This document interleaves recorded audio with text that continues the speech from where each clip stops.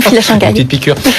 Shanghai direct, notre rendez-vous avec Émilie Turgeman. Émilie, vous nous parliez de la semaine dernière de ce scandale du lait en poudre de mauvaise qualité, scandale qui continue de s'aggraver puisque 2 bébés sont morts et le nombre d'enfants contaminés grimpe en flèche.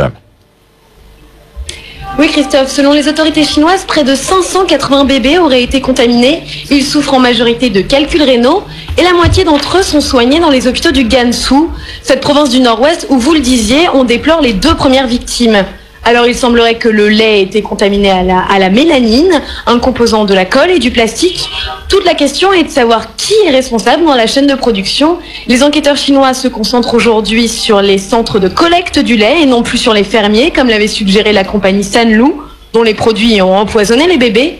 Je vous précise que Sanlu est le plus grand producteur de lait en Chine, ce qui explique que le scandale ait pris une telle ampleur. Émilie, l'affaire est d'autant plus grave chez vous qu'il semblerait que le fabricant chinois savait depuis 1 mois que son lait était contaminé.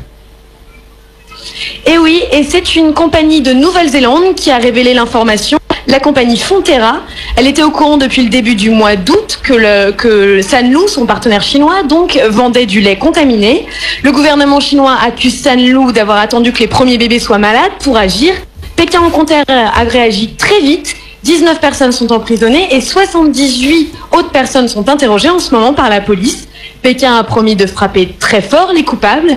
Et je vous rappelle que l'année dernière, un responsable de la sécurité sanitaire a été exécuté pour avoir permis la vente de médicaments dangereux contre des pots de vin. Merci Émilie Turgeman en direct depuis Shanghai. On file au marché financier avec Antoine Larigauderie. Alors la journée s'annonce très compliquée à prévoir avec toutes les nouvelles qu'on a apprises ce matin.